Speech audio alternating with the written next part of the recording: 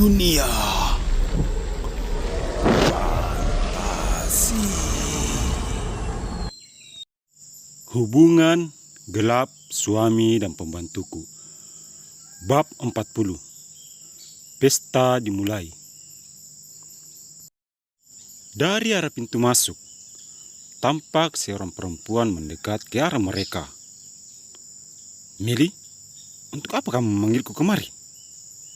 ucap perempuan itu, yang tak lain adalah Bu Teti. "Duduklah, aku ada rencana untukmu." Bu Teti langsung duduk, dihimpit Meli dan Melda. "Siapa dia, Meli? Jangan bilang kamu akan membagi warisan Reno untuknya juga." "Kamu itu yang siapa? Tidak ada angin, tidak ada hujan. Kamu langsung menyebut harta Reno." "Belum tahu dia. Kenalin, aku Melda, adik almarhum Haris, ayah Reno." Melda menyodorkan tangannya ke arah Bu Teti. Tapi sayang, Bu Teti sama sekali tidak menyambutnya dengan baik. "Orang yang terlilit hutang itu ya? Kasihan sekali.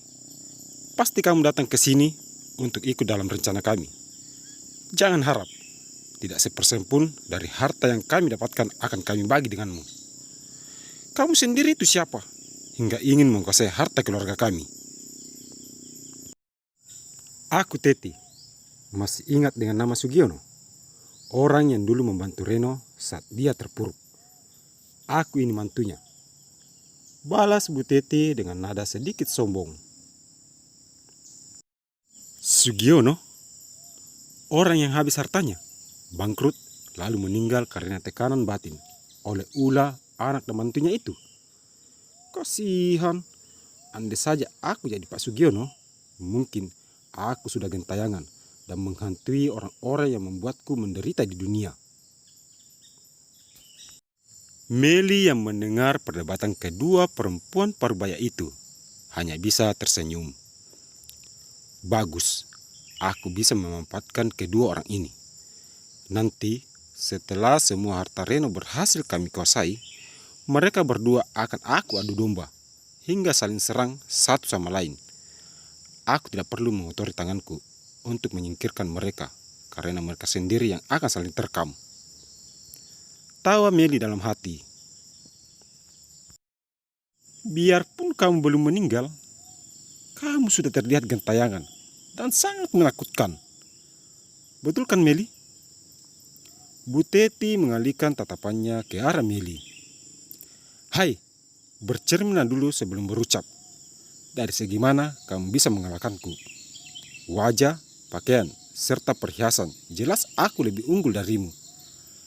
Melda sedikit mengangkat ujung bibirnya. Mendengar ucapan Melda, Bu Teti mengambil gelas dan hampir menumpahkan isinya ke wajah Melda. Untung saja Meli segera mencegahnya. "Sudah, hentikan. Kalau kalian berdua datang ke sini hanya untuk bertengkar, ada baiknya aku pergi. Hanya membuang energi dan waktuku saja." Bentak Meli pada keduanya dan mencoba berdiri. "Tunggu Meli, ini semua gara-gara malampir ini. Dia yang mulai mengusikku dan menyombongkan keluarganya." Raih Bu Teti pada tangan Meli, sembari menunjuk ke arah Melda. "Kamu itu yang malampir. Sekarang kalian berdua diam dan kita diskusikan rencana kita. Begini, sebentar lagi hari ulang tahun perusahaan Reno digelar. Aku dengar-dengar kalau acara besar itu akan diadakan di Hotel Antara Group milik Reno. Maka dari itu, kita bertiga harus datang. Target kita yang pertama yaitu Rini. Dia menjadi ancaman terbesar kita saat ini, mengingat Bu Sulis sangat dekat dengannya. Bu Teti, apa semua yang aku suruhkan padamu tentang Rini sudah kamu kerjakan?" "Sudah, tapi tunggu dulu. Tadi kamu bilang kalau Rini orang terdekat Bu Sulis. Bagaimana bisa? Dia dekat dengan nyonya besar itu. Sedangkan aku tahu Rini hanya sebagai pesuruh di rumah mereka. Tentang hubungan Rini dan Bu Sulis saja kamu tidak tahu. Tapi lagakmu sudah seperti Mbak Gogel yang bisa mengetahui segalanya. Diam kamu, mak lampir. Aku tidak bertanya padamu. Kembali adu mulut terjadi antara Bu Teti dan Melda. Rini bukan pesuruh Bu Sulis, tapi dia adalah asisten pribadi di kantor Reno. Dengar-dengar, Bu Sulis ingin menjodohkannya dengan Reno. Apa? Menjodohkan Rini dengan Reno? Apa tidak salah informasimu ini? Bu Sulis menutup mulutnya dengan kedua telapak tangannya. Saking kagetnya. Itu semua benar. Aku sendiri yang mendengar kabar itu dari Bu Sulis. Aku rasa Ibu Sulis hanya memanas-manasiku karena dia masih sakit hati padaku. Sedangkan Reno masih berharap banyak aku kembali padanya. Maka dari itu, dalam acara nanti kita buat Rini tidak berkutik hingga Reno dan Bu Sulis membencinya. Apa kalian berdua paham maksudku? Bu Teti dan Melda sontak mengangguk. Kamu benar-benar jenius, Meli. Aku sudah tidak sabar melihat Rini dipermalukan di depan umum. Sudah lama juga aku ingin membalas sakit hati ini atas perbuatannya, tapi belum ada momen yang tepat. Sekaranglah saatnya. Pesta Reno akan menjadi hari bersejarah buat Rini. Dia tidak bakalan lolos lagi. Hahaha.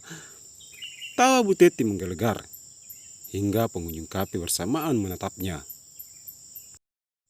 Dasar tidak tahu malu, ucap Melda. Biarin, yang penting aku senang. Dendamku pada Rini akan segera terbalaskan. Baiklah, kalau kalian berdua mengerti. Sekarang kita persiapkan semuanya dengan matang.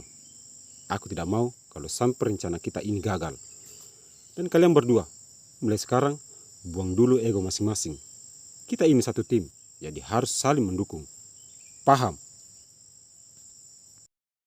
Jika dia tidak menggangguku, aku pasti support. Bila dia macam-macam denganku, maka aku tidak akan tinggal diam. Aku juga. Malaikat maut saja aku tidak takut. Apalagi hanya malampir sepertimu. Balas Bu Teti tidak mau kalah. Meli hanya bisa menggelengkan kepala mendengar perdebatan kedua perempuan parubaya itu. Setelah berbincang mengenai rencana mereka, ketiganya segera pulang. Bu Teti mengemudikan mobil Hendra sembari bersiul. Sepertinya perempuan itu sangat senang karena sebentar lagi dendamnya pada Rini akan segera terbalaskan. Setelah tiba, Bu Teti buru-buru masuk ke dalam rumah. Masih terlihat kegembiraan di wajah perempuan parubaya itu saat membuka pintu. Dari mana saja ibu ini? Kenapa pinjam mobil tidak minta izin dulu pada pemiliknya? Tanya Dewi yang berdiri di depan pintu, sembari memegangi perutnya yang mulai membuncit. Kenapa sekarang kamu kurang sopan? Apa karena kamu mengandung anak Hendra? Maka kamu sudah tidak ada lagi rasa hormat padaku. Bentak Bu Teti pada Dewi. Mas, adu Dewi pada Hendra yang sedang duduk di sofa. Kenapa ibu membentak Dewi? Apa ibu tidak kasihan pada janin yang ada dalam kandungannya? Hendra berdiri mendekati Dewi, sembari mengelus perutnya. Jadi, sekarang kamu juga mulai melawanku, Hendra. Ingat, Hendra, surgamu itu ada di telapak kaki ibu. Bukan seperti itu, Bu. Tapi janin dalam kandungan Dewi ini cucu ibu juga. Apa ibu tidak kasihan padanya? Ibu tidak akan membiarkan siapapun menentang ibu, karena ibu tidak akan membiarkan mereka hidup tenang, walaupun dia anak ibu sendiri. Bu Teti segera meninggalkan mereka menuju ke arah kamar. Mas, bagaimana ini? Terlihat raut wajah Dewi pucat. Kamu tenang saja, aku tidak akan membiarkan siapapun menyakitimu dan anak kita, walaupun dia itu keluargaku. Terima kasih sayang, aku benar-benar bahagia bisa memiliki pelindung sepertimu. Sama-sama, ayo istirahat, kamu pasti capek.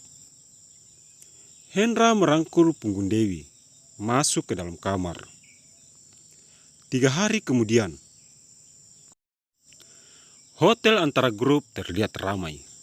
Rangkaian bunga dan ucapan selamat menghias di depan hotel. Bukan cuma itu saja, bahkan beberapa mobil mewah dari berbagai merek juga terparkir di halaman hotel megah itu. Para karyawan disibukkan dengan acara penyambutan tamu dan juga penyajian menu makanan dan minuman. Satu persatu, para petinggi dan pengusaha berdatangan, baik dari dalam kota maupun luar kota. Tidak ketinggalan juga beberapa wartawan yang siap meliput jalannya acara besar itu. Saatnya sudah tiba. Kalian berdua laksanakan sesuai perintahku, ucap seorang perempuan berkacamata hitam dalam mobil, menghubungi temannya. Terus ikuti cerita ini sampai tamat, tapi jangan lupa untuk terus tinggalkan jejak, komen, subscribe, share, dan nyalakan lonceng notifikasinya agar tidak ketinggalan video terbaru dari kami. Terima kasih.